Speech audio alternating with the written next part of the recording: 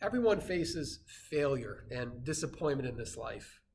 That's just something that we all have in common. After all, we are all fallen people, and we're living in a fallen world.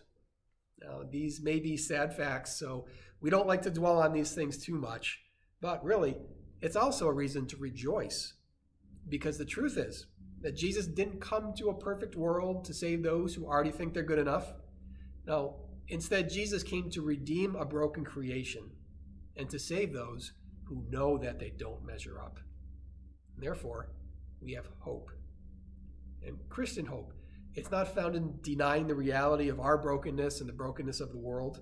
No, instead, our hope is found in the reality of what is coming. Romans 28 tells us that creation itself, the world itself, will be liberated from its bondage to decay and brought into the freedom and the glory of the children of God. That day is coming when creation will be made new. And verse 23, it tells us that we can look forward to the redemption of our very bodies. We will have new bodies. We won't struggle with this sinful flesh anymore as we live in the presence of the Lord. Now, both the decaying world and our sinful flesh will one day be made new. But for now, we're confronted day in and day out with the fact that God's redemptive plan is not yet completed.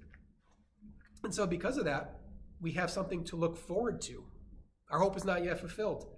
As it says in verse 24 in Romans 8, it asks, who hopes for what they already have? What we hope for has not arrived yet. So we require patience. We require faithful prayer as we wait, as we hope. Faithful prayer that those around us would come to know this redeeming God, and patience, patience for each other and patience with ourselves as God works in us to bring out that redemption.